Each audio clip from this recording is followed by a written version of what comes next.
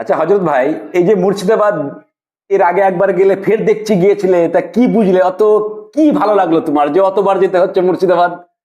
সত্যি কথা বলতে গেলে হাজারদুয়ারি মানে অনেক কবার গিয়েছি।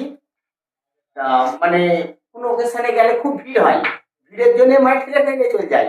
তা সেদিন গেলাম, দেখলাম কোনো ওকেশন নেই, মানে ভিড় হালকা হবে। তা ভিড়ে গিয়েও যা দেখলাম, ফাঁকাটাও সেটাই দেখলাম। মানে মুর্শিদাবাদে যে হাজারদুয়ারি দেখার মতো আর কিছুই নেই।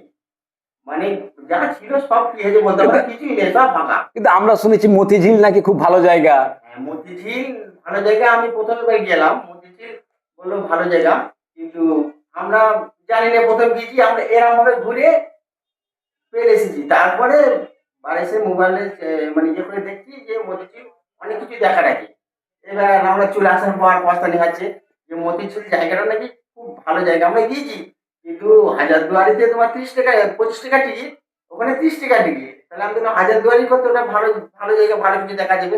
আমরা বাগান টাগান যেগুলো কিছু নেই সেইগুলো ঘুরেছি, যা না থেকে যা হয়।